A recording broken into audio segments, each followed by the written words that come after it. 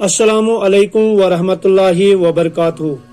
دوستو، آج میں آپ کے سامنے ایک حکایت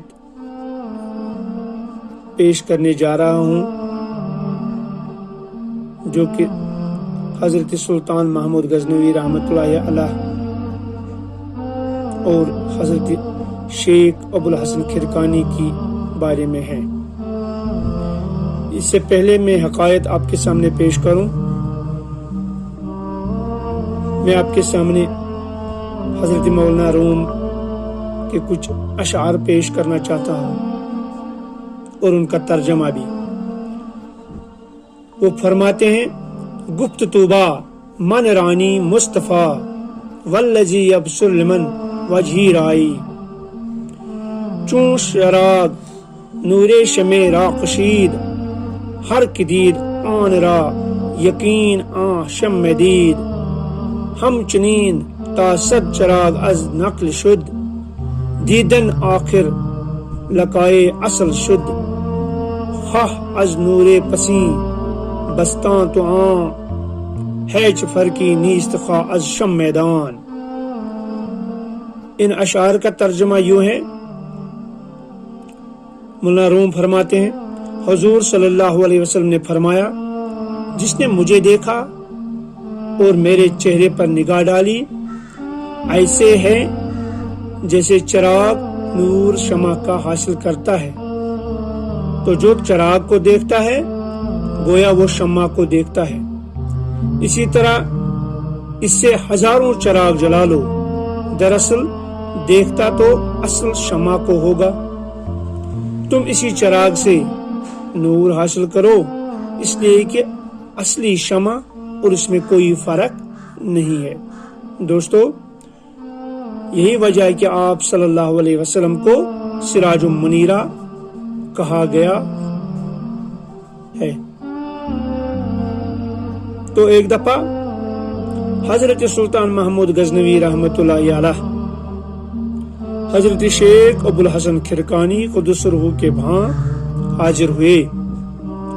تھوڑی دیر بیٹھ کر سوال کیا کہ آپ نے اپنے شیخ بایزید بستامی قدس روح کو کیسے پایا؟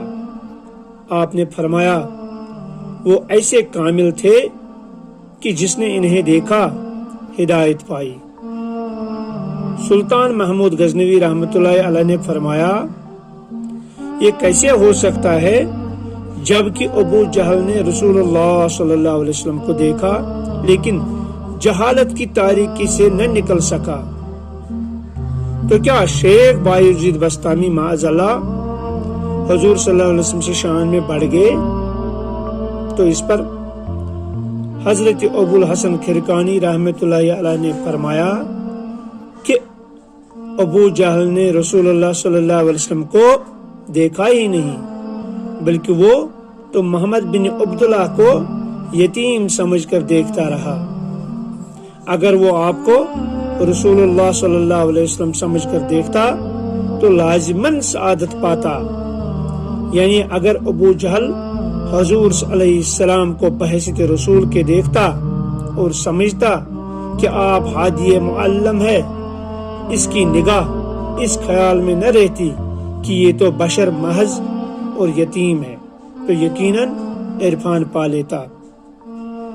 دوستو، اس سے پتہ چلتا ہے کہ اصل انسان کی نیت ہوتی ہے، یعنی انسان کا دل۔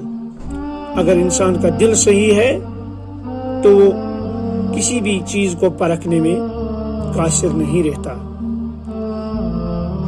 تو اس سے پتہ چلتا ہے کہ ہمیں پہلے اپنے آپ کو صحیح کرنا ہوگا۔ اگرچہ ہمیں کسی دوسری چیز کو جانچنا ہو، پرکھنا ہو، تو ہمیں یہ لازم بنتا ہے کہ ہم پہلے اپنے آپ کو پرکھیں، اپنے آپ کو جانچیں۔ جبکہ فرمایا گیا ہے کہ جس نے اپنے آپ کو پہچانا اسی نے رب کو پہچانا۔ تو اس سے پتہ چلتا ہے کہ ہمیں سب سے پہلے اپنے آپ کو صحیح کرنا ہوگا، تو اس کے بعد ہم کسی دوسرے انسان کو یا کسی دوسری چیز کو صحیح طریقے سے پہچان سکیں گے. باقی وسلام.